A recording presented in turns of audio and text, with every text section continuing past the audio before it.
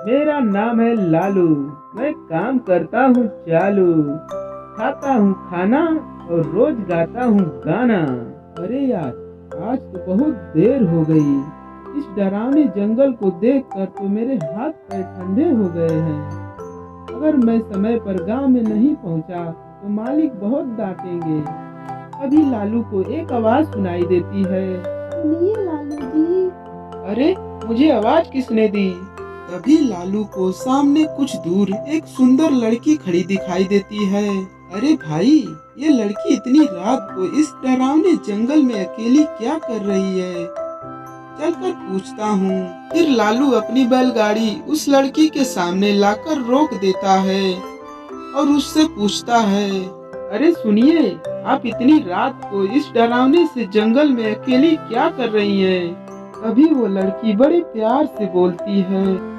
अरे लालू जी, आप आ गए। मैं कब से आपका इंतजार कर रही थी। वैसे तो यहाँ से कई लोग गुजर चुके हैं, लेकिन मैं आपका खास इंतजार कर रही थी। "इही, अच्छा, तुम सच बोल रही हो? मुझे तो यकीन ही नहीं हो रहा है। वो क्या है ना, आज तक किसी ने मुझसे इतने प्यार से बात नहीं की। हाँ हाँ लालू जी, मैं सच कह रही हूँ। अब देर मत करिए और जल्दी से मुझे मेरे घर पर छोड़ दीजिए। आहा, कौन सी बड़ी बात है? अभी छोड़ देता हूँ। आओ मेरे पीछे बैलगाड़ी में बैठ जाओ और मुझे रास्ता बताते हुए चलो। वो लड़की लालू की बैलगाड़ी में बैठ जाती है और लालू बैलगाड़ी हाँकते हुए आगे बढ़ने लगता है। फिर लालू लड़की के बताए हुए रास्ते पे चलते चलते एक काली सी गुफा के पास आकर रुक जाता है। लालू उस लड़की से पूछता है, देवी जी, आपका घर कहाँ है? यहाँ तो एक गुफा के अलावा और कुछ नहीं है। तभी वो लड़की हवा में उड़ने लगती है और देखते ही देखते उसका शरीर एक डरावनी चुड़ैल में बदल जाता है और वो जोर जोर से हंसती है। अरे तू तो एक नंबर का बेवकूफ निकला। तू तो बड़े आसानी से मेरी बातों में आ गया। अरे मर गया रे, ये एक चुड़ैल है। ये भगवान बचा ले, ये तो बहुत डरावनी दिख रही है। कुछ ही देर बाद लालू की बैलगाड़ी में रखा हुआ सामान हवा में उड़ते हुए उस काली गुफा के अंदर चला जाता है और वो चुड़ैल भी उस गुफा के अंदर जाकर कहीं गायब हो जाती है। लालू ये नजारा देख पूरी तरह से घबरा और परेशान हो जाता है। अरे चुड़ैल तो मेरा सारा सामान लेकर गुफा में भाग गई। अब क्या होगा?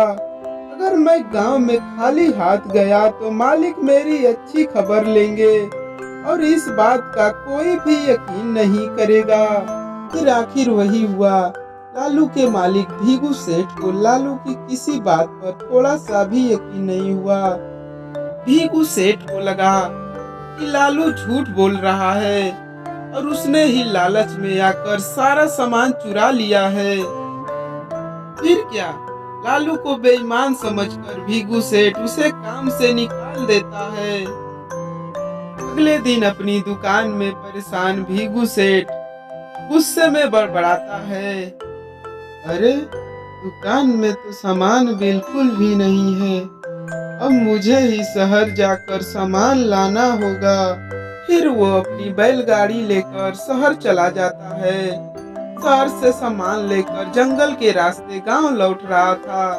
तभी उसे एक आवाज सुनाई देती है, भीगू जी, ओ भीगू जी। अरे ये तो कोई मेरा नाम लेकर मुझे पुकार रहा है। फिर उस रास्ते में वही लड़की खड़ी दिखाई देती है। फिर क्या था, लालू की तरह भीगू सेठ भी उस लड़की के पास अपनी बैलगाड़ी रोक देता है और वो भी उसकी चिकनी चुपड़ी बातों में आ जाता है। फिर चुड़ैल उसे भी अपनी गुफा तक ले जाती है और उसका सारा सामान लेकर गुफा में गायब हो जाती है। बेचारा भीगू सेठ लाचार होकर खाली हाथ गांव लौट जाता है। फिर ये उस जंगल की रोज की बात हो जाती है। जो कोई भी उस जंगल के रास्ते सामान लेकर गुजरता, चुड़ैल उसे बेवकूफ बनाकर उसका सारा सामान लेकर गुफा में गायब हो जाती। एक दिन लालू एक मछुआरे को उसी जंगल की तरफ जाते हुए देखता है। फिर लालू उसे रोकते हुए कहता है, अरे भाई, क्यों अपनी मौत को दावत दे रहे हो? मेरी बात मानो तो तुम इस जंगल में मत जाओ। वहाँ एक बहुत भयानक चुड़ैल रहती है। मछुआरा लालू की बातों को नजरअंदाज करते हुए कहता है, अरे भाई, मुझे पहले ही बहुत देर हो चुकी है, मुझे जाने दो। मुझे शहर जाकर शाम तक ये मछली बेचकर घर वापस आना है। तुम ये अपनी कहानी किसी फुर्सत में बैठे आदमी को सुनाओ, मैं तो चला। इतना कहकर मछुआरा वहाँ से आगे जंगल की ओर चला जाता है। फिर अगले दिन मुखिया के घर बाहर बहुत सारे लोग इकट्ठा हो जाते हैं। अभी हाथ में जाल लिए मछुआरा कहता है, अरे मुखिया जी, अब आप ही बचाइए उस जंगल वाली चुड़ैल से। हमारा तो सारा काम शहर से ही होता है। अरे मुखिया जी, उस चुड़ैल की वजह से मैं पूरी तरह बर्बाद हो गया हूँ। हम सबको मिलकर चुड़ैल का कुछ न कुछ इलाज करना पड़ेगा। अभी भीड़ में खड़ा बहादुर कहता है, आप लोग चिंता मत कीजिए, कल से वो चुड़ैल किसी को नहीं लूट पाएगी। मेरे पास बहुत अच्छी तरकीब है। अभी भीगू सेठ उसका मजाक उड़ाते हुए कहता है, अरे तेरा नाम बहादुर है तो क्या हुआ? तूने अभी तक उस चुड़ैल को देखा नहीं है। जा जाकर अपना काम कर, बड़ा आया। अब मुखिया जी कहते हैं, नहीं नहीं भीगू सेठ, मुझे लगता है हमें इस लड़के को एक मौका देना चाहिए। फिर सभी गांव वाले मुखिया जी की बातों से सहमत हो जाते हैं और शाम को बहादुर एक बैलगाड़ी में कुछ सामान लेकर जंगल की ओर चल देता है। बहादुर, ओ बहादुर, कहाँ जा रहे हो? अभी बहादुर पीछे मुड़कर देखता है तो वही चुड़ैल एक सुंदर लड़की के भेष में खड़ी होती है। अरे दीदी, मैं आपको ही ढूंढ रहा था। देखिए मैं आपके लिए क्या लाया हूँ। अरे वाह, तुम खुद मेरे लिए इतना सामान लाए हो। तू ही अकेला गांव में सबसे ज्यादा समझदार है।